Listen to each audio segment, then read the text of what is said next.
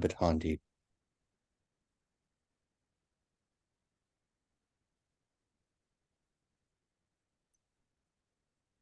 Welcome, everybody. You are joining the Grand Rounds program at Silver Hill Hospital. We'll get started here in just a moment.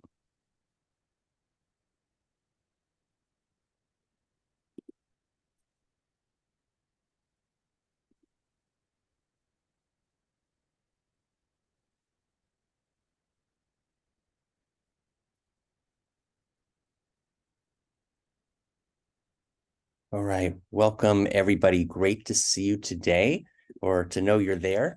I'm Dr. Jeff Katzman, the Director of Education here at Silver Hill Hospital, and thank you for joining us in our Grand Rounds program today. We are absolutely delighted to have you with us and are privileged to welcome Dr. Patricia Harrison-Monroe, who will be presenting on the topic Beyond Implicit Bias, Providing Care Within an Inequitable System. And I have the pleasure of introducing her in just a moment. But first, as always, a little housekeeping to start us off. Our next Grand Rounds will take place actually next week. So we're usually every other week, but we're going to have Grand Rounds next week on December 6th, where we will welcome Dr. Andrew Tatarski, who will present to us on the integrative harm reduction psychotherapy, a new paradigm for treating addiction. So I hope you can join us next week as well. For today's lecture, your questions, as always, remain an important, really critical part of our program. I will moderate a Q&A discussion with Dr. Harrison-Monroe at the end of her lecture, and that's really a great opportunity to put forward questions and comments to Dr. Harrison-Monroe, which you can submit anytime during the lecture using the Q&A box. If you wish to receive CME or CEU credits, please complete the evaluation survey that will automatically show in your browser when we end the webinar. And today's lecture will also count toward cultural competency credits. We'll also email a copy of the survey to today's participants. Finally, in terms of disclosures, no planners of this activity have indicated a relevant financial relationship with an ACCME defined ineligible company whose primary business is producing, marketing, selling, reselling, or distributing healthcare products used by or on patients. And it is now my great pleasure and honor to introduce our guest speaker today, Dr. Patricia Harrison-Monroe, who has been a clinical associate professor and vice chair of the Department of Psychiatry at the University of Arizona College of Medicine. A faculty member, educator, and clinical supervisor since 2005, she's held various departmental leadership positions, including Chief of Behavioral Health, overseeing both inpatient and outpatient behavioral health services, Director of Community Outreach and Clinical Development, responsible for the development of educational initiatives to reduce stigma within underserved communities on a local and statewide basis, and Director of the Early Psychosis Intervention Center, Epicenter, the first such program in all of Arizona, where she oversaw clinical services for individuals in the early stages of psychotic illness and their families. She has recently been given emeritus status at the University of Arizona Department of Psychiatry, and prior to this has spearheaded departmental diversity, equity, and inclusion efforts, and has led several diversity initiatives within the College of Medicine to address underrepresentation of minority students, residents, and faculty. For more than a decade, she has also provided counseling support to enrolled medical students and participates in numerous standing committees within the College of Medicine. Dr. Harrison-Monroe is an active member of the community, sits on several boards, and was named one of the 25 most influential African Americans in Arizona. Her work has been recognized both on a local and national level, receiving numerous awards for her mental health promotion to underserved communities and anti-stigma work. Dr. Harrison-Monroe is a frequently invited speaker and consultant on topics including multicultural counseling, early intervention and care integration, forensic mental health, as well as public healthcare policy and its effect on at-risk populations. She also maintains a private practice. Prior to moving to Tucson, she was on the East Coast, where she was assistant commissioner with the New York City Department of Mental Health. In that role, her responsibilities included oversight of behavioral health services for 2 of New York City's boroughs and the development of culturally and linguistically relevant services to reflect the needs of significantly diverse populations. In 2002, she was honored for her service in the aftermath of the World Trade Center disaster. She holds a doctoral degree in clinical psychology from Columbia University in New York. And with that, Dr. Harrison-Monroe, thank you so much for joining us. It's been a pleasure getting to know you. Prior to our start here, I'm going to go ahead and turn my video off, and I'll be back with question and answers and when you're done with the presentation. Okay, well, thank you so much. Thanks for the kind introduction. I really appreciate this opportunity to speak with all of you today, although I can't see any of you, but that's the nature of videos. I will do my very best to stay within the time limit so that there still will be some opportunities to ask questions at the end. There's lots to cover in this topic, so let's just get going right away. Okay, so racial disparities in mental health care exist. There's really no dispute about that. And there are clearly many factors that serve as barriers to equitable treatment. I will start with a somewhat brief review of historical factors that continue to influence the disparate care that's provided to ethnic and racialized minority groups within the United States. And then I'll cover a bit about how this topic functions in the context and of its impact on physical health, but we'll really spend the majority of the time kind of reviewing and discussing the role that we as providers and administrators play in maintaining these disparities and how we can mediate the existing bias and hopefully positively impact the patients in our care. I apologize, there was a little glitch with my screen earlier, so I'm going to, on occasion, you'll see me looking to the side just to make sure that you are seeing what I think and what I hope you're seeing. Okay, so I have no financial interest to disclose as it pertains to this presentation. My overall objective is to really encourage you to consider thinking about things a little bit differently. How systems create and perpetuate inequities, and how we are all affected by those systems in various ways. But since learning objectives need to be stated in measurable terms, consider these as part of my overall goal for this talk today. Define and hopefully give some examples of what implicit biases are and how they might manifest in clinical practice.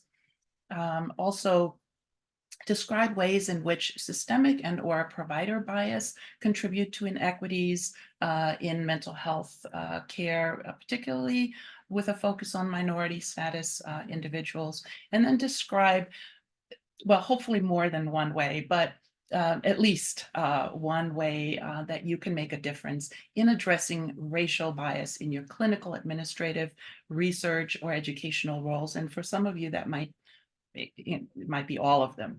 I would also like to point out that much of what we'll review today will kind of juxtapose white versus non-white individuals, mostly Black identified populations. The reason for that is that research has mostly focused on these two populations when it comes to measuring disparities in healthcare.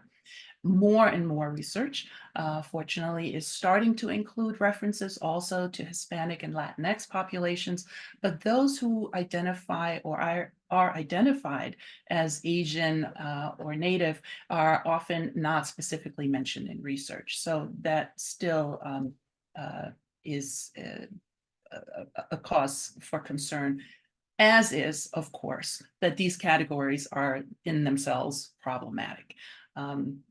But those are the broad strokes that we have to identify racialized individuals, also at times referred to as BIPOC. So that stands for Black, Indigenous, and people of color. Clearly, there are many other populations who also experience discrimination in physical and mental health care on the basis of their age or gender identification, their sex, type of disability, also weight. And it is the impact of intersectionality of these identities, especially when race is added that we are going to be looking at. Okay. So we will have to repent in this generation, not merely for the hateful words and actions of bad people, but for the appalling silence of the good people. So that's a quote by Dr. Martin Luther King. And here's another one. I am only one, but still I am one. I cannot do everything, but still I can do something. And because I cannot do everything, I will not refuse to do the something that I can do. And that quote is by Helen Keller. I often start my talks with this slide to alert the audience that there is an expectation of self-examination and action. I encourage you to consider using your voice, speaking up when you witness injustice, speaking up for those with less power or privilege than you have. Kind of just consider taking a stand. Dr. Ruth Shim, in her recent book, Social Injustice and Mental Health, said when she was speaking of behavioral health and psychiatric providers, and I quote her, "Our work and our approach can shape life trajectories. Our assessments, diagnoses, treatments, and administrative choices hold power." And so I think it's really important that we keep that in mind, that particularly what we do with and to people who are psychologically vulnerable really matters and can affect them at a very deep level. And so to understand individual patients, I think we need to deepen our understanding of the larger society and its role in shaping not only their personal experiences, but also our professional perspectives and practices.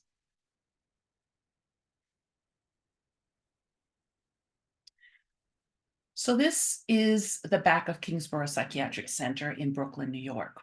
I worked there in the early 80s, so a little bit more than 40 years ago now. It was my first job in behavioral health, night shift. It was a spooky place, especially at night. About 20 buildings, just like this one, some abandoned. It sits on close to 30 acres, and it opened in the 1890s. It used to be self-contained, as most state psychiatric hospitals were around the country at that time, with livestock and a clothing factory and laundry and a school. They made furniture, very often, or mostly, obviously, using staff and patients to provide those services and to staff those. It had its own morgue and its own cemetery, and had a capacity of about 3,000 patients. When I worked there, there were less than 500 patients left, about 60 or a little more sometimes per ward, staffed by 2 techs and 1 floating nurse, no doctors at night. And this picture, I think, is very poignant to the lives of the patients and some of the staff who spent a large portion of their lives within its boundaries. It still exists, renovated, I'm told. I haven't been back. It has a small inpatient service and a crisis unit and some step-down transitional units, and maybe some, I think, well, two or three outpatient community clinics. I've worked in many psychiatric treatment spaces since then. I've consulted on the design of several of these spaces, including the one behind me. And I don't know if you can see, well, I don't need to turn around. It's a picture. It's not actually there. If you can see it, it was built, it was completed in 2011. On the first floor, we have a small gallery that was accessible to the general public, much of this before COVID. We have an outpatient clinic and on the first and on the third floor, and an inpatient clinic on the second floor. Um, Throughout, actually, the Behavioral Health Pavilion, this building won an Architectural International Award. Throughout, I always remembered Kingsborough as really as a symbol of the despair and a very vivid reminder of what these spaces should not look like, should never be again. Okay. You see is a lot of glass, doesn't break. We tested it, and it's very light. And I think it was a wonderful change from the space that we had before. We've come a long way in what we know about patient care, about treatment approaches, about medications. What has not changed enough, I think, is the diversity of staff, of physicians, and the disparities in access, level of care, and attitudes that we often hold toward other. It could be patients, staff, students, physicians. I hope that you think of today not as just another obligatory DEI exercise, but rather just your next opportunity to understand the impact of systemic forces, how they continue to affect us, an opportunity for you to increase your self-awareness, seek more education and guidance as you apply your practice in a responsive and healing manner to the diverse patient populations that you may encounter in either your current or future workspaces. And hopefully, as we all strive to make meaningful progress toward equitable mental health care. Let's see.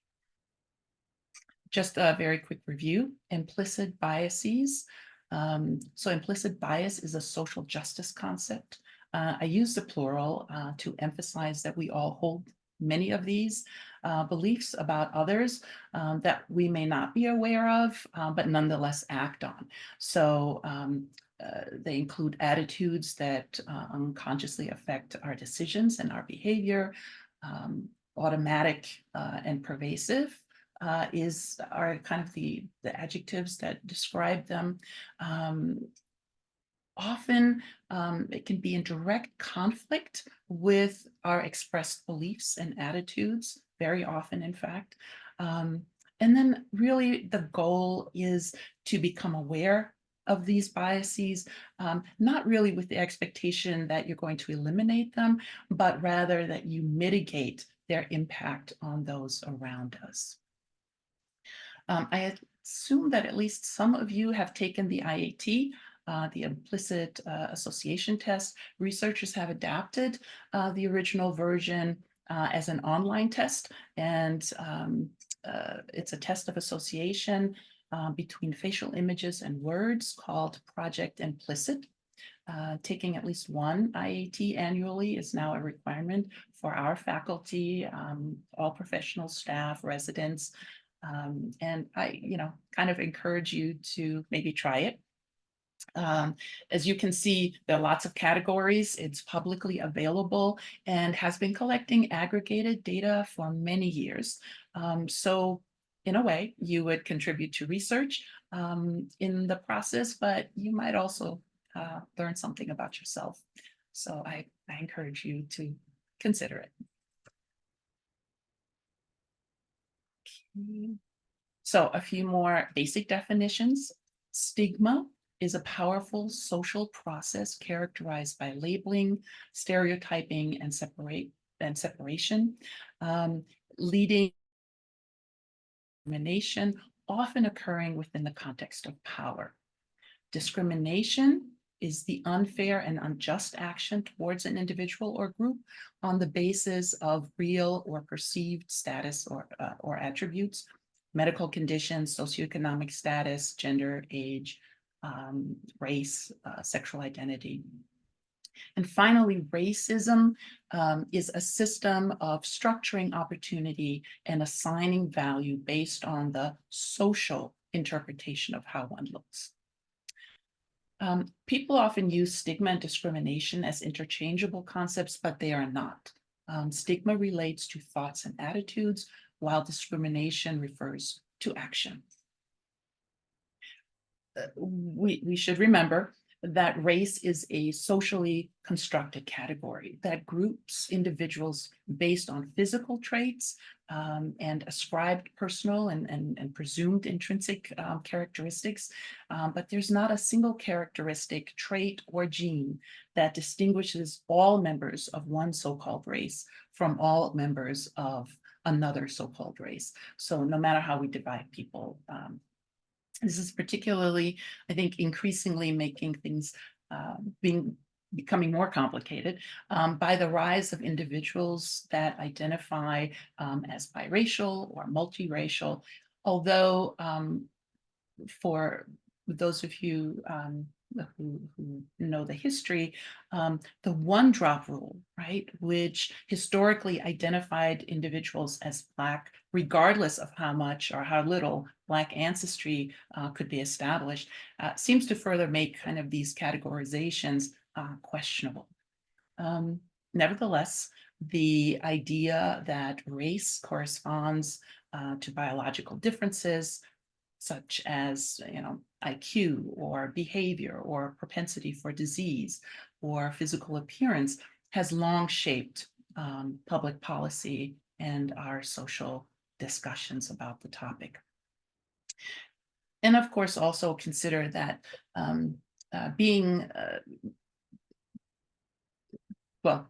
basing treatment decisions on the perceived race or ethnicity of an individual is problematic. We have lots of research that shows significant differences between various groups.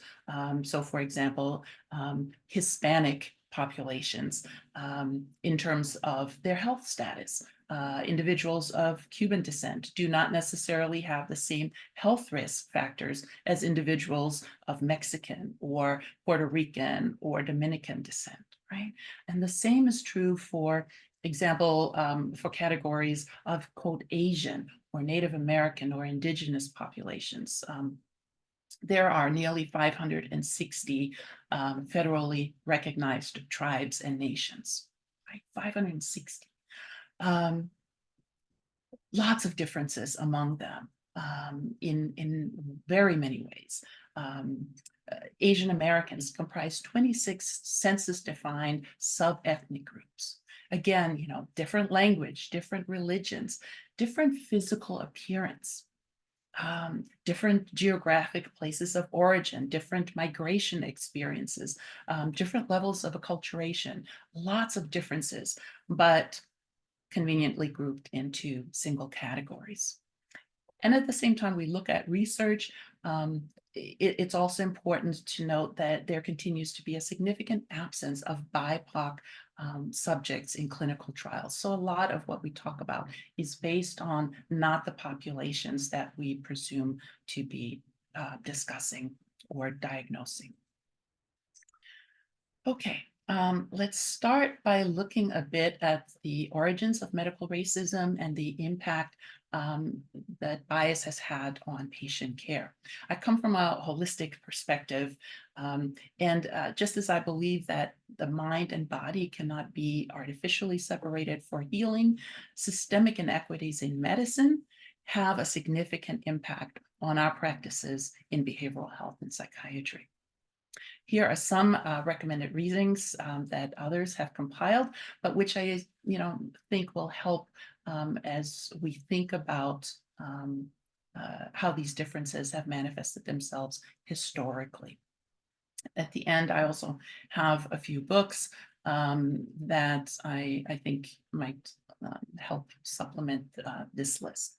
So in this first one, Harriet Washington describes how race was scientifically used to justify the perpetuation of slavery, how medical schools normalized stealing of Black bodies as, quote, anatomical material, that word will come back, for medical education, and lists multiple examples of inhumane treatment of Black patients by physicians, including when a study that I'm sure many of you are familiar with, when the U.S. Public Health Service deceitfully offered free medical care to poor Black men in Tuskegee, Alabama, when they had expected to be treated for syphilis, but really what was happening is they were only monitoring the progression of syphilis, a treatable but very deadly disease, including performing various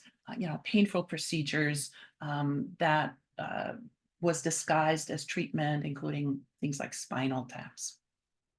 When this study finally terminated after decades in the early 70s, and as people were becoming more aware of some of the atrocities of this study, Dr. John Heller, who was in a lead position in the Tuskegee study, defended deceiving the participants. And here's what he said, and I quote, "The men's status did not warrant ethical debate. They were subjects, not patients. Clinical material, not sick people." And then he went on to head the National Cancer Institute and Memorial Sloan Kettering Cancer Center. The other two of these you might not be as familiar with. So Deirdre Cooper Owens focused on the example of Dr. James Marion Sims. Make sure that comes up. Okay, there you go. He's often referred to as the father of gynecology, and he was known for also the mistreatment and really torturous experimentation on female slaves and children, performing various gynecological surgeries without anesthesia. And all of this was, again, deemed as necessary for the good of science. We've done a lot of that. And then Henrietta Lacks, she was an African-American mother of 5 with cervical cancer who died at Johns Hopkins in 1951, one of a diverse group of patients who unknowingly donated cells. Her specific cells gave rise to the HeLa cell line, which is one of the most important cell lines to this day in medical research.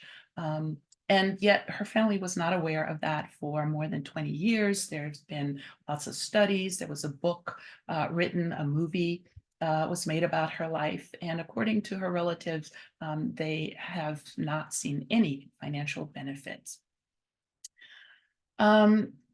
There is ample current scientific literature indicating that bias and racism continue to impact patient care. Medical determinism and the belief in the inherent inferiority of some groups is unfortunately not only a thing of the past. So I'm not going to go through all of them, but for example, the systemic review by Hall found that bias impacted patient-provider interactions, treatment decisions, treatment adherence, and patient health outcomes. And then the New England Journal of Medicine reviewed race-based clinical algorithms. Clearly, the need has been clarified by this and other studies that we need to question the science behind race correction factors, which still exist, and especially when they impact delivery of care and they perpetuate disparities. This can, influence life-saving interventions, such as the approval, for example, for kidney transplantation, where a race-based algorithm continues to result in significant delays for African Americans to be deemed eligible for kidney transplants. This next fairly recent study is important in that it reflects how pervasive certain misperceptions are and have lasted over more than a century. So this is a 2016 study that was done by colleagues at the University of Virginia. And what it demonstrated was that lay people, but also medical students and residents, endorsed false beliefs about the biological differences among Black patients and white patients in terms of pain tolerance and sensation, and that this bias impacted treatment and treatment recommendations. These results were published in the proceedings of the National Academy of Sciences. And one of the things it showed, frighteningly, I believe, is that 50% of medical students and residents endorsed at least one false belief about physiological differences between Black people and white people, including such things as Black people's nerve endings are less sensitive than white people's. Now that compares to about 73% of the non-medical lay population. And I guess it's good that there's this difference, 50% versus 73%, but I think 50% is still kind of a scary number. And I've addressed this and actually repeated this with a number of my medical student classes and residents. This study confirms what studies of practicing physicians for several decades have shown, right? That racial bias in pain perception is associated with racial bias in pain treatment recommendations. There's one study in particular of emergency room physicians that showed that physicians rated the pain of African Americans more than 2 points below what the self-report was, almost 50% of the time.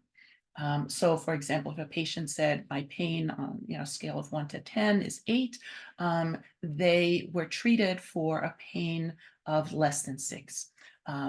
This is not just about adult patients presenting to the ER and have suspected of drug seeking, which is also often presumed for racialized minorities, but it's also been shown in large studies, one in particular that looked at pain treatment for children who presented with suspected appendicitis.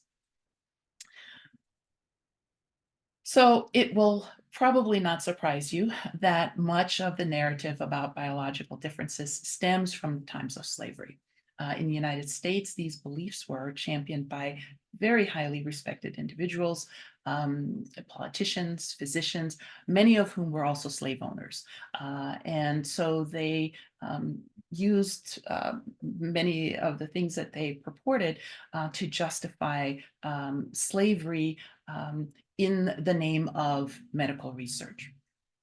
But really well into the 20th century, researchers continued to experiment on Black people, based in part on this assumption that the Black body is more impervious to pain and injury, and therefore presumably suffers less. So Samuel Cartwright, Dr. Samuel Cartwright, he was a physician, a slave owner. He was writing during the same time as Dr. Sims, and he promoted this belief that slaves were prone to mental illness and infamously coined the concept drapetomania. You may be aware that this refers to explaining a disease which made slaves run away and not appreciate the care that they were being given by their slave owners. His preferred, or his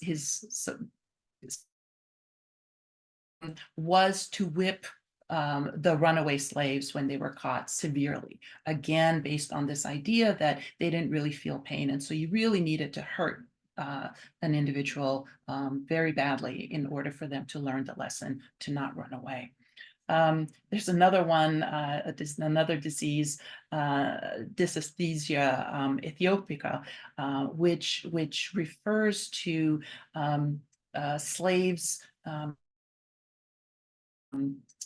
lazy, not wanting to work hard, which continues to be an enduring stereotype. Now, Dr. Ben Mosley, he practiced research and medicine in the West Indies, and he wrote very graphically about amputating limbs without anesthesia, again, for the same pain-related reasons that slaves didn't feel pain. In addition to persistent beliefs that Black people are impervious to pain, is that there is a race difference in lung capacity, according to that same Dr. Cartwright. So he quantified that, proposed about a 20% difference in lung capacity between slaves and white people. And that was not really questioned over the next century. In fact, in 1999, there was a study using National Health and Nutrition Examination Survey, and that established the modern race and ethnicity specific standards on which various correction factors are now based. One of the things they noted was a difference in lung capacity between Mexican Americans, Blacks, and whites, which were potentially, according to this study, related to body build. Following this study, a race adjustment was routinely built into software of the modern spirometers, under this assumption that that there are innate biological differences. Currently, today, it assumes a 10 to 15% smaller lung capacity for Black patients and 4 to 6% smaller lung capacity for Asian patients compared to their white counterparts. So most commercially available spirometers, and those are used to diagnose and monitor respiratory illnesses, have this race correction built into the software. So it doesn't really matter whether the students that we looked at in the 2016 study believed or didn't believe in lung capacity differences. The equipment we use believes in it. And actually, there was a Lancet article almost 2 years ago now, and what they speculated was that routine race adjustment of spirometer readings will result in an exacerbation of racial disparities in COVID-19 recovery, making the point, right, that Black and Asian patients recovering from COVID may be discharged sooner than is medically indicated, based on an assumption that they have a lower baseline of functioning anyway. And so that, I think, shows how all of this continues to affect and have a lasting impact to this day. Let's see. Okay, when we look at psychiatry, the history is equally unsettling and also not limited to the days of slavery.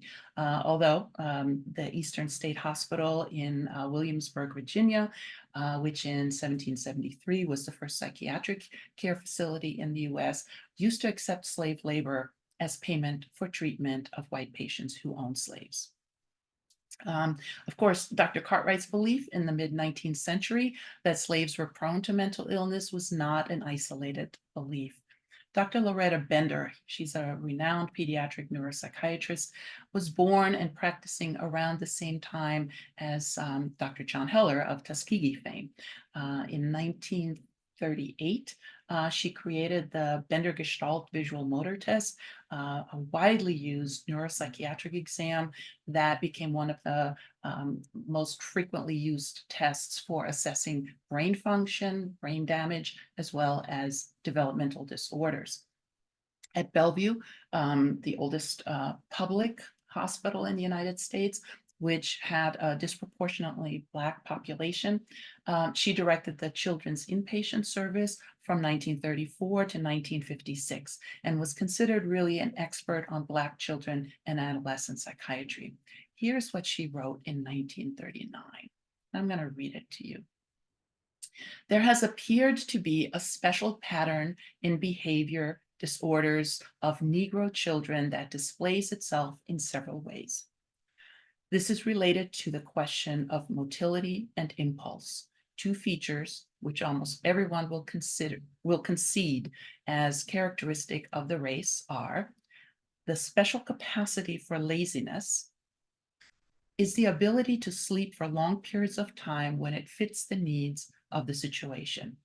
The dancing represents special motility patterns and tendencies. A few years later, she began conducting electroshock therapy treatments on hundreds of children ranging from age 3 to 12 to assess the effect of ECT on schizophrenic children. So from about 1942 until 1955. And just to note, upon case review, many decades later, many of the children that were at the time deemed to have autistic schizophrenia would now most likely be diagnosed with developmental and behavioral disorders like ADHD or autism spectrum disorder, bipolar disorder. Following her position at Bellevue, she continued her, shall we call it, experimental zeal by testing the effects of LSD on mentally ill children at Creedmoor Hospital, which is in Queens, New York. So despite the controversy surrounding her experiments, Dr. Bender really continued to be considered by many one of the greatest in the field of child and adolescent psychiatry. I trained at Bellevue, and initially I was unaware of that particular part of its history. The American Psychiatric Association, which was founded in 1844, is the oldest medical association in the country. In 2021, something amazing happened. The APA Board of Trustees issued a public apology to Black, Indigenous, and people of color for its, quote, support of structural racism in psychiatry, for enabling discriminatory and prejudicial actions within the APA and racist practices in psychiatric treatment. The apology acknowledges abusive treatment, experimentation, and victimization of BIPOC mentally ill, race-based discrepancies in care, including disproportionate diagnoses of schizophrenia, and APA's historical silence about these abuses. And further, that they are ingrained in the structure of psychiatric practice and continue to harm BIPOC psychological well-being even to this day. So surprisingly, a strong indictment of the profession, I think, an acknowledgement of terrible injustice over the past 2 centuries. You may be familiar with some version of this representation of the 2 concepts of equity and equality, which demonstrates the need really to move beyond a colorblind, one-size-fits-all approach to equity in various systems. However, the lack of exploration of why these 3 have different differences in height is lacking. So it's sort of like addressing symptoms without trying to understand and treat the underlying cause. The title of this slide is based on a presentation at the Minority Health Conference in LA in the spring of 2020 by Barcelo and Chadravan and colleagues, titled Stop Drawing Us Short, Limitations and Possibilities in Graphic Representation of Power and Privilege. So equality is treating all people the same. Equity is giving people what they need to have equal outcomes. The authors suggest that this way of thinking allows us to look past the structures and systems that make people appear shorter, less healthy, more violent, more criminally inclined. So how we think about differences shapes our understanding of the accountability of our interventions. Unfortunately, I was not able to get permission in time for this presentation to show the alternate depiction of this concept, which reflects 3 individuals of the same height, but with differing stature distorting conditions. In the mental health field, the biopsychosocial model has served as a structure primarily for clinical formulation of individual patients for several decades.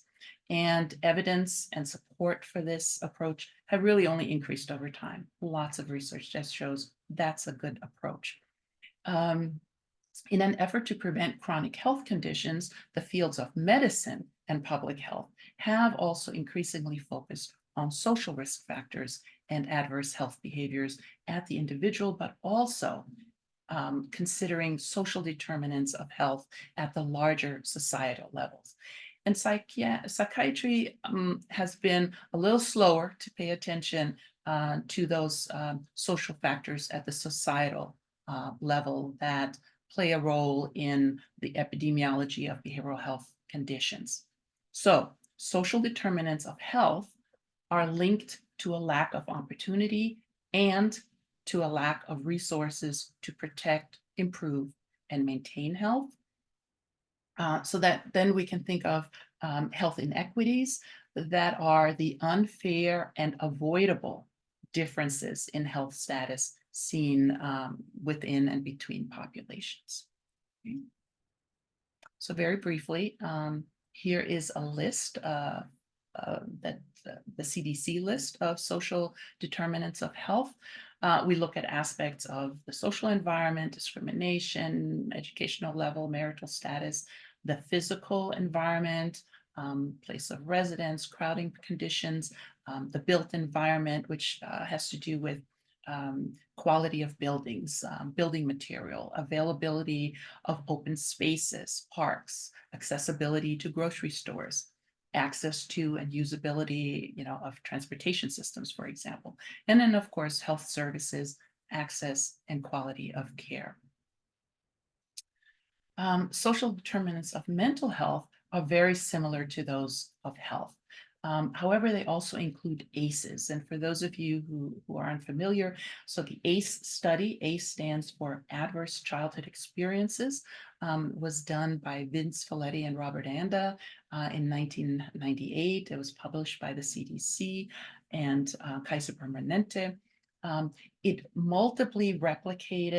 been multiply replicated, I should say, in both retrospective as well as prospective studies since then, demonstrating that there is this a dose-response relationship with many health and mental health problems, including many of the leading causes of death in the US. So ACEs are understood as leading to short and long-term ill health through prolonged activation of biological stress responses.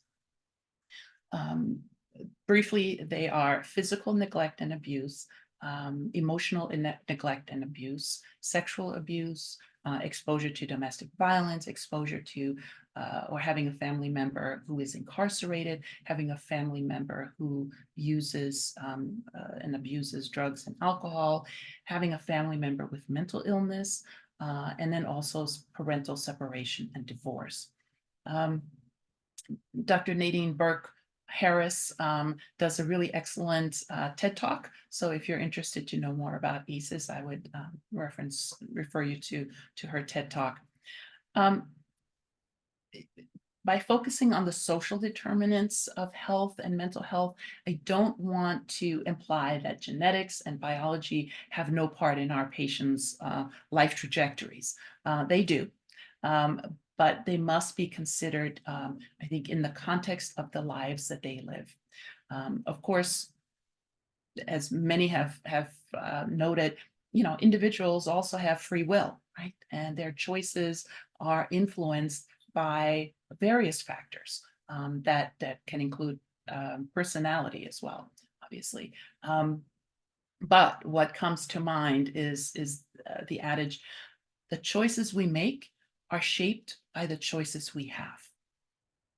Okay, so that brings us back to today's theme. There are in this particular model, there are three levels of racism. There's institutionalized systemic racism, which is racism kind of at the structural level. So consider this, that homogeneous workforces are homogeneous because the organizational infrastructure supports that homogeneity, right? Systems make inequity possible and perpetuate it. There's also internalized racism, which is reflects the belief in societal messages of being less. It's the acceptance by members of the stigmatized race of negative messages about their own abilities and intrinsic worth. We see this, for example, in the implicit association test, where about 25% of self-identified African-American participants demonstrate a negative in-group perception. And then we have personality-mediated racism. And there are two forms, and both can manifest in treatment situations. We have microaggressions, we have, and they divide out. We don't have time to go into those today, but we have microaggressions and macroaggressions.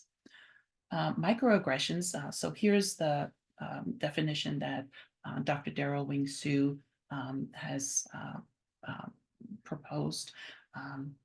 Racial microaggressions are brief and commonplace daily, verbal, behavioral, and environmental indignities, whether intentional or unintentional, and that's key, that communicate hostile, derogatory, or negative racial slights and insults towards people of color. It's important to remember that that the invisibility and ambiguity of microaggressions makes them even more hurtful, right? People are often left wondering and guessing about the meaning of what they've just experienced. Studies have shown that anticipating prejudice leads to both psychological and cardiovascular stress responses.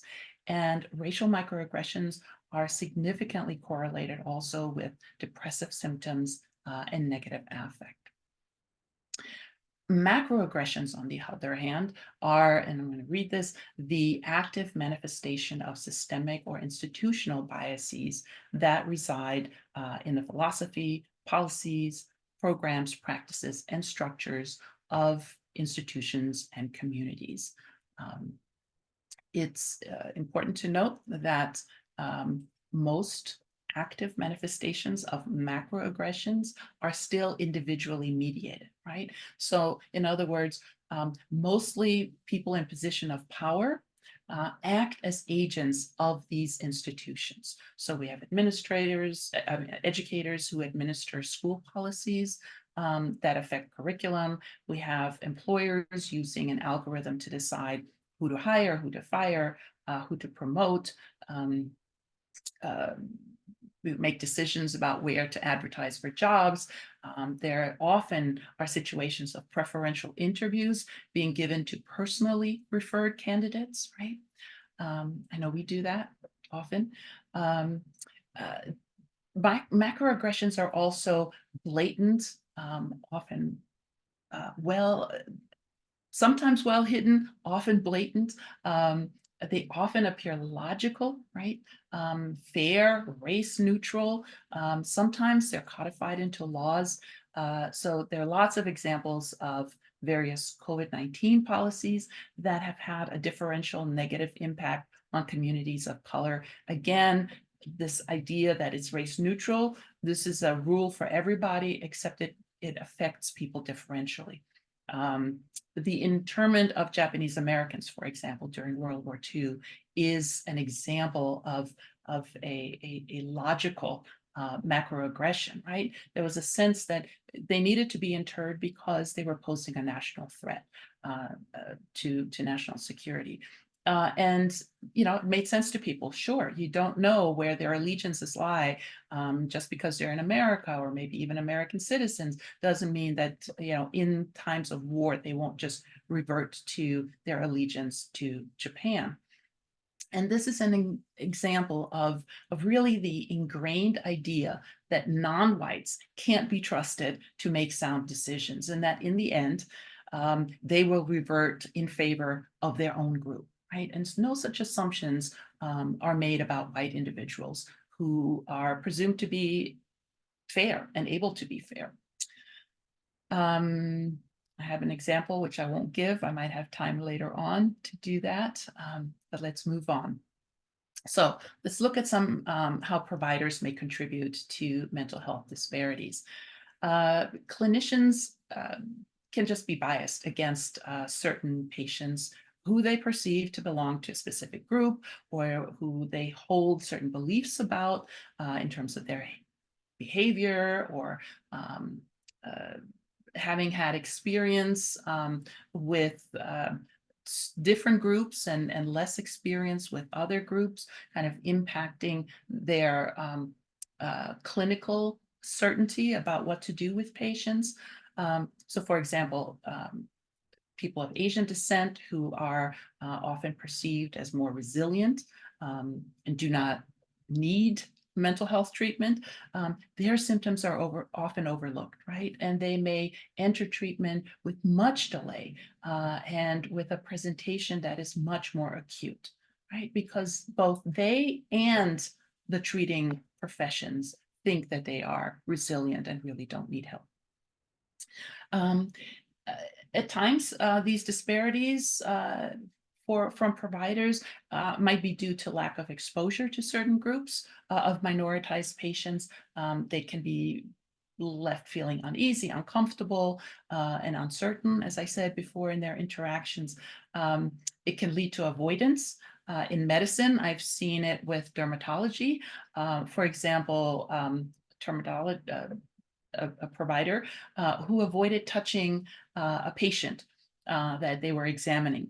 And when later supervised about that, strongly, in the strongest terms, denied not having touched a patient. So for this provider, he was so blind to his bias that he denied the reality of an observed behavior, of his observed behavior, right? He was certain he touched the patient, and in fact, he didn't. In psychiatry, I've witnessed this uncertainty in the form of rushed encounters, sometimes, oftentimes, delegating to junior clinicians. So when the attending was uncomfortable, say, oh, this is a good learning opportunity for you. Why don't you go see this patient? Okay. It exists, it continues. We need to just be mindful of it. There are several ways in which clinician bias can impact different aspects of treatment. So there's a question asking in clinical interviews. A slowed response by a patient may be misperceived as being a poor historian or unwilling to answer truthfully. One issue that comes up often is language barriers, and I don't mean just from the patient side. I stress to students, residents, and fellow attendings to be cognizant of their own accent rather than being defensive, and to let the patient know, to say, you know, I know sometimes people can have a hard time understanding me. I have a pretty strong accent. So please let me know if I am saying something that you don't understand. This takes the onus from the patient who may feel, you know, it's disrespectful to tell the doctor, hey, I don't understand what you're saying. So they may smile, they may stay silent, or they may answer incorrectly what they think was asked. And that can lead to further interpretation of diagnostic behavior, that there's something wrong with their cognitive skills, or maybe even psychiatrically. Diagnostic decision-making, lots of research about preconceptions of what is disproportionately perceived as diagnostic. Symptom management, perception of greater illness severity in Black compared to white patients leads to higher prescribed doses of antipsychotics, often first generation. Less likely to be treated with clozapine, more likely to experience tardive dyskinesia. Latinx and African American patients are also overrepresented among patients who are involuntarily committed to treatment. And non-white patients are physically restrained up to 4 times more often as white patients, despite, when you look at the chart, there's no difference in the number of violent acts that were committed, or self-harm or harm towards others. But non-white patients often are perceived as more aggressive, more dangerous. In terms of treatment recommendations, you know, there's an assumption about the patient's ability to understand and follow directions of treatment regimens. Another thing that we know is that they're a lot less likely to be referred to ECT for treatment of treatment-resistant depression. They are much less likely to be referred to specialty care. There's a significant lower rate of minority patients. Lots of reasons are given. I didn't want to waste the specialist's time because, you know, those people don't show up very often. There's an assumption that the patient might not be able to afford the care. that they just won't follow through on treatment recommendations. So lots of reasons, many of them driven by implicit bias. We also have, we need to look at interpersonal behavior. How genuine are you in your interactions with patients? How comfortable are you? When you're uncomfortable in the room, right, with a patient, what are you going to do? You're going to limit your time. Get the basics, get the information, and get out. No touching, minimal eye contact, quick delivery, followed by escaping the treatment room. Now, you can counteract some of the negative aspects of these clinical interactions by engaging in empathic communication. Think about, how can I better understand the patient's priorities and concerns? How can I communicate what I wish for my patient, that I wish for my patient to succeed? You can engage in deliberate partnership building, right? Not, of course, we partner, but no, very deliberately. How can I include my patient in clinical decision-making? How do I avoid making decisions by, intuition? I know what he wants. I know what he needs. I know what he's not going to accept. And also by perspective taking, what might it feel like to be in that patient's shoes, my patient's shoes? I used to offer restraint experiences to my residents and psychology internship students. Totally voluntary. You would be surprised how many people took me up on that offer, but we would go on the inpatient unit and people would volunteer to be restrained on a restraint bed. Less than a minute for most of them, but they definitely got the experience of how frightening, how upsetting it is to be restrained. And even though, of course, they knew we would take them right out, we didn't leave, we didn't, say anything to them other than, okay, you're ready to come out, and we took them back out. But this was really to show them, what is it like? Imagine if you are in a psychiatric crisis and you're being strapped down to a restraint bed and people are telling you, just calm down. Once you calm down, we'll let you go, right? When the impulse is to escape, to arch your back, to get out of the restraint. And the students experienced all of that.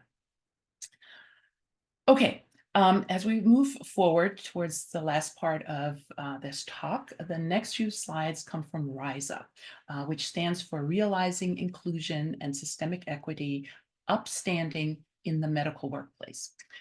This is a comprehensive anti-racism curriculum that began as a collaborative effort from faculty and residents at Inova Fairfax Hospital in Northern Virginia. Basically in response to increased awareness of bias and racism in the workplace, but also in the world around them, and a desire to make changes in their own community. It was developed under the leadership of Dr. Elise Switzer, and it was a personal bias tool, hopefully to better address the clinical environment. So this is an easy one to remember. It's called STEP. Step back, assess the situation, recognize that this could be a situation in which your biases are influencing you. Think about these biases, slow down, allow the equity filter to come into play. We know that we make better decisions in general when we have more time to think them through. So kind of the opposite of what happens when we're acting on implicit bias. Evaluate your emotional state, recognize that you might be in a heightened emotional state, and that you are at an increased risk, basically, to have your bias affecting your patient care. So always focus on patient care. All of this is designed to prevent any impact that your biases might have on the care and management of your patient. Now let's watch a video and let me hope that this actually is working. Okay, so 17-year-old Black female, sickle cell type SS, being admitted for sickle cell pain crisis, third in past 6 months. requiring IV morphine ×2 in the ED, followed by hematology here at Inova. Anything else? Okay, thank you. Hey, who's that? Oh my God, you know who? She was here just 2 months ago. It's like she has nothing better to do than to just be admitted and waste our time. I feel she just like gets so bored with home that she just decides to come in for entertainment or something. Remember how long she was here last time? Oh my God, it's It's like- forever. She's, you know, she's gotta be addicted to pain pills. She was on Dilaudid PC forever I last know. time. It's, you know, seriously, even our own kids, they, who have like a reason to be here. I they're not on know. that many I pain know, pills she is. I know. I just don't understand why she can't just take her hydroxyurea like everyone else and stay at home instead of wasting our Oh time. my God. Okay, let's get going. Okay. Okay, so 17-year-old Black female. Okay. So while obviously these two actors clearly seem to be on the same page in terms of their disparagement of a patient in a sickle cell crisis, which is extremely painful and debilitating, let's assume that you just witnessed this conversation. Think about what you might do. Walk away. Would you stay? Pretend you didn't hear it. Nod, shake your head in apparent agreement because you didn't want the controversy. I hope not. But definitely it's uncomfortable. And you will need to be prepared for a difficult interaction should you choose to speak up. So here are some suggestions of what you might say. And again, I'm not going to necessarily go through all of them. But one thing, set some boundaries. Respectfully end the conversation without engaging further with the colleague. That's if you were part of the conversation to begin with, or until somebody else arrives, right? And you could say things like, I don't share your viewpoint. I'm really uncomfortable with what you just said, right? It might be difficult to maintain best regard, but you may say something like, I know you really want to do the best for your patients. Do you think we can identify and address any barriers that they may have to taking their hydroxyurea? Obviously, check your own emotions, your own reactions. You don't want to get into an angry confrontation. Again, that generally does not lead to positive resolution. And then maybe do some perspective taking, right? I can't imagine what the pain must be like. It must be really hard to have a chronic illness that you inherit and pass down to your kids. Or you may be kind of much more direct, doing an inquiry, for example. What do you mean by that? Are you saying that since they keep coming back, that they are drug seeking? So again, but you need to be prepared for the conversation if you're going to challenge what was said. Obviously, healthcare providers are also subjected to bias and racism from patients, families, and even colleagues.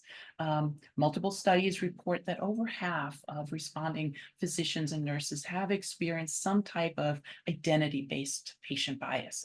So experiencing or witnessing such behaviors, healthcare providers describe the sense of exhaustion and self-doubt and cynicism and isolation and moral distress. Here is another tool that was developed to respond to racism in healthcare settings. This one by Dr. Susan Cheng, who at the time was Senior Associate Dean for DEI at Diversity, Equity, and Inclusion at Georgetown School of Medicine. So this one is stop, talk, and roll. Stop, so safety first. Is the patient safe? If not, do what you can to ensure the patient's safety, and then assess your own safety. And if you don't feel safe, leave. Okay. For educators and supervisors or staff, you can assess the source of the hostility. Is it emotional? Is it that, in psychiatry, for example, you may have a confrontational parent who the reality that their child has attempted suicide is just setting in, right? So they're very emotionally distressed, and they may be short with you, they may be angry with you, they may be blaming you. So assess, does it come from an emotional place? Is it due to intoxication?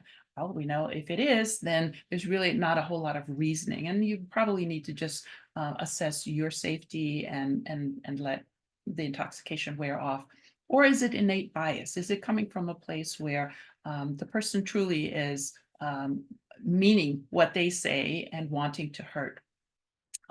Residents or nursing students can maybe also take that opportunity to establish some boundaries, saying things like, I am not comfortable with your comments. I'm going to get my supervisor, which kind of brings us to the next point, which is role. For those in a learning role, report to the attending or the nurse supervisor if you have such an interaction.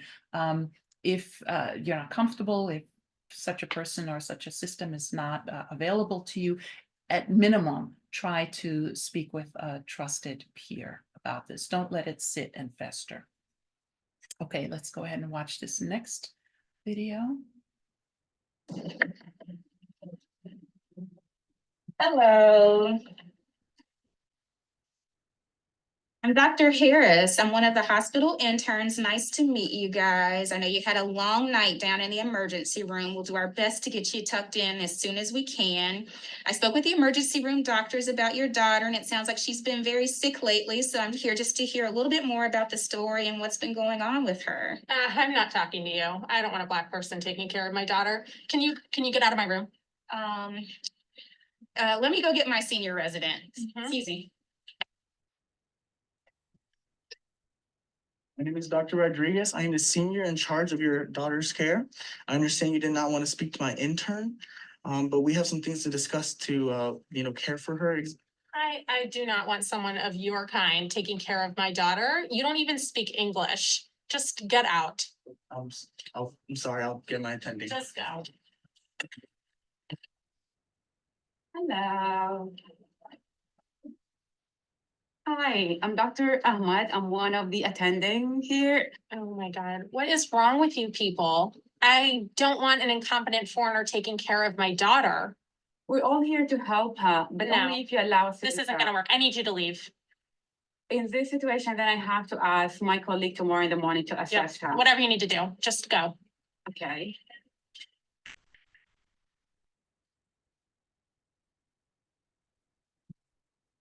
Hi, I'm Dr. Smith. I'm the pediatrician who's going to be taking care of your daughter. Finally, a normal doctor.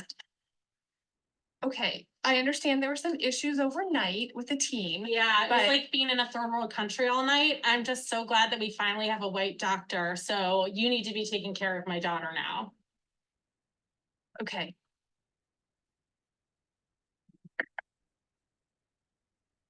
Okay, so here, just a few suggestions of what you might say if you're Dr. Harris, Dr. Rodriguez, or Dr. Ahmed. You might say, I hear your concern. I'd like to discuss your care with the supervising physician to ensure that you receive the appropriate care from our team. You might also say something like, I understand that this is a stressful situation, but I'm not comfortable with your comments. So I'm going to get my supervisor. Different ways to address each of them, since these are in learning positions, going to get the supervisor, going to get an attending. And then if you're the attending, what do you say when you're Dr. Smith? Help me to understand your request, but also often really supporting the team and stressing that we're here to help you as a team. We want to provide you with excellent care. Dr. Ahmed, I think, is the right person to do that. Much of this is about getting uncomfortable with being uncomfortable, right? And being prepared. Also, don't assume that same race or same ethnic background providers don't experience this. Certainly, often the patient might be a little bit more comfortable, maybe less guarded, but I've experienced where a Black patient questioned why I was assigned to assess them. We can think of this in terms of internalized racism, where the patient assumes that I am not as qualified as a white attending and believes that they are being discriminated against by being seen by someone less qualified. And as we come towards the end, here's a mnemonic for practicing your self-reflection. It's called TIDE. And also I love and miss the ocean, so I like ending on a peaceful beach view. So think about the things that you say. Reflect on interactions that you've had with others. Were they respectful? Understand your own triggers and unpack them. What makes you uncomfortable and why? How can you work through that discomfort? Consider comments that you made that don't really reflect your beliefs and values. Know the difference between intent and impact. Good intentions can have harmful impacts. Ask respectful questions to avoid making assumptions. Listen to gain information and understanding from a place of genuine curiosity about this person in front of you. Try not to hear it as you're planning a response, right? Genuinely listen. Do something to acknowledge bias and shift perceptions. Refrain from laughter or silence, which can imply approval. We've covered that. Reduce the impact of biased jokes or comments by speaking up. Empower. Model inclusive language. Model and motivate courageous self-appraisal. Calling out unconscious behavior can be scary. So if you witness someone who's doing just that, who's speaking up, acknowledge and thank them, validate their actions. When you acknowledge, you will reinforce their courage, right? And probably increase and renew their resolve to speak up again the next time. So consider this quote by Dr. Satcher, who's Surgeon General of the United States from 1998 to 2002. And I'm going to read it to you. While mental health disorders may touch all Americans, either directly or indirectly, all do not have equal access to treatment and services.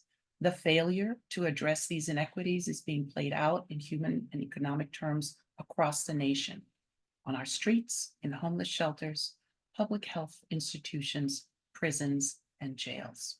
So this was quite some time ago now, 20 years. What has changed? Maybe not enough, since this is a statement that we could have today and have it be true. But I encourage you to remember Helen Keller's words, which we started out with. You are one and can't do everything, but still you can do something.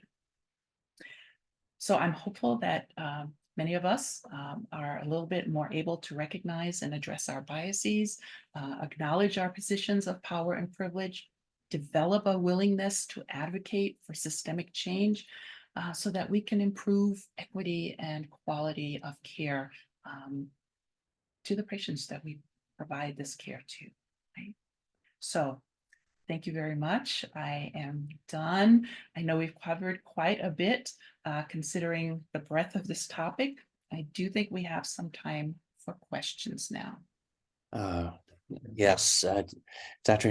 Harrison-Monroe, thank you for just absolutely a beautiful presentation. It's so thought-provoking and really compassionate in the way you deliver it. So I just have so much respect for you taking a very complex topic and really bringing it to us in such a thoughtful manner. Thank you.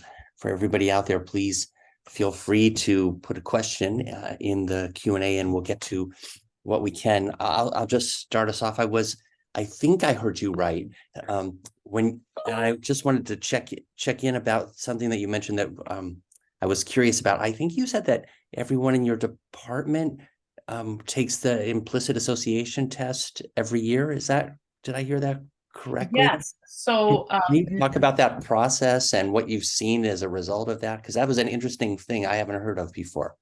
Yeah, so a few years ago, the College of Medicine implemented a requirement, really, a strong suggestion maybe, to participate in DEI-related educational activities. So, all departments were charged with identifying a diversity champion, who would be kind of the lead connector between various DEI efforts and the faculty and students within the department. Each department, so it's not specifically for psychiatry, it's for all departments within the College of Medicine Tucson, both clinical and non-clinical. And it's one of the options. So there was at the time, I think they've changed that since, but there was, I think, a minimum of 5 or 6 credits throughout the year that you needed to show that you at least engaged in some activity that was DEI related. Almost all of the departments sponsor grand rounds that provide DEI credit, similar to what you're doing. So faculty from different departments are encouraged to participate in any of those activities. And then the ability to take the IAT was offered as a 1 credit option, and many actually took it even if they were past the credit, just kind of to see. So it's become something that all of staff, students, residents, and faculty are encouraged within the College of Medicine to just take 1 at least a year, and they can get credit for it. It's anonymous, so what you get when you complete the page is you get something that says thank you very much for participating and completing in this test. It doesn't necessarily specify which one, but that was able to be shown as proof that you took one. And there's a follow-up question from Bettina Bernstein out there. Hey, Bettina, about, so is it any, you can select which IAT that Absolutely. you take? Any, Yeah. yes. And you saw there are many categories. Yeah. They update them. One of the categories is about presidents. It's been updated to include the last president. And I haven't checked for this year. I want to say that President Biden is included at this point as well. But I know that President Trump definitely was included just a few years ago. And Jacqueline Caliag is asking, is there a standard implicit association test? Is it the Harvard one that people go into? Yeah, and that's free, I think, right? You can just free. go in. Yes, it's free. You just enter some of your demographics.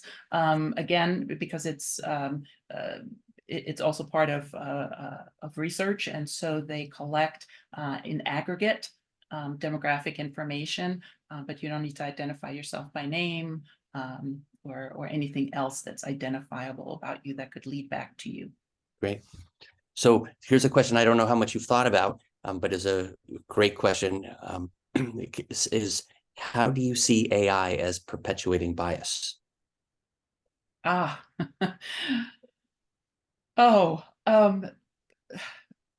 Probably in more ways than we can imagine at this point, since we really can't imagine kind of the limits of AI. But we certainly know that there's lots of error that is built in, for example, in facial recognition software, where people, particularly non-white people, are misidentified very frequently. And so that's an issue at airports. So that's just kind of maybe one example that I can think of right now. But certainly, because there is creation of content through AI, certainly I would expect some maybe obscure research that counter acts all known research be kind of pulled forward and promulgated as truth, or reflecting the wisdom of what we know about ourselves to date. So I think there's many more ways that we can't even imagine yet that this will affect us. Great. Let me just share with you that there's 15 or so chats in here, and just most of them are hats off to you, just like really complimentary about what an excellent presentation this was. Wow, fantastic. Thank you so very much. So I just wanted you to, before we sign off, to get that, and then I will read from our the president of Silver Hill Hospital, Andrew Gerber, is out there listening, and I want to read what he wrote in. Some great stuff. So he says, Dr. Harrison-Monroe, I am so grateful to you for this beautiful synthesis of a complex topic. Your emphasis on how we as individuals can make a difference is inspiring to me, and I look forward to bringing to our hospital task force on diversity, equity, and inclusion and belonging, which has been a priority for us. I couldn't resist sharing one interesting thing. Your photo of Kingsborough Psychiatric was particularly moving for me because I was born on Lenox Road, just a few blocks from where the picture was taken, as both my parents worked at Downstate Medical Center and Kings County Hospital. I grew up hearing terrible stories about Kingsborough, and it has always felt to me to be a terrible violation of human rights, how we treat the neediest individuals with complex and serious mental health problems. I looked on Google Street View, Andrew writes, at that same site today, and there's both good and bad news. The good news is that the building has been renovated and the site is more attractive. The bad news is that there's a tall and frightening fence around the property, which makes it look like a prison. It feels to me a terrible reality that our largest mental health facilities are now the LA County and Cook County jails, with Rikers right behind it. We had a recent Grand Round speaker who spoke about the prison system as another form of terrible racism toward our patients. I would be interested in your comments about this in our last minutes. Thank you, Andrew. Thank you. So I don't know any response you have to that.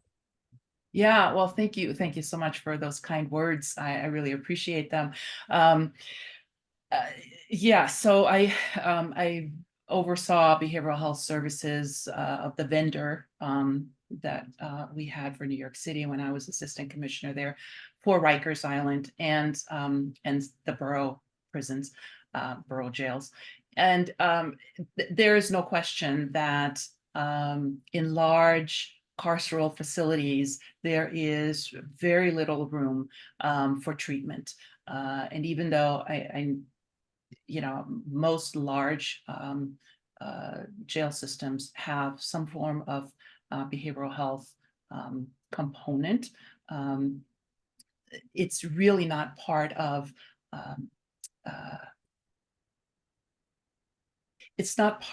what people tend to, number one, want to give money for. So there's very little funding on the behavioral health side. That kind of mirrors what happens in the larger community.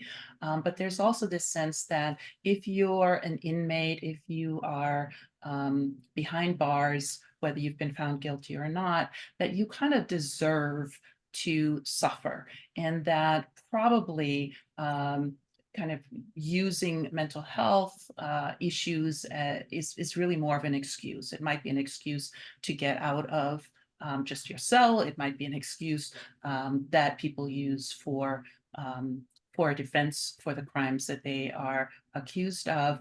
And I would like to say that using mental illness as a defense very rarely works. So there's a high burden of proof required, and juries are often predisposed not to believe it.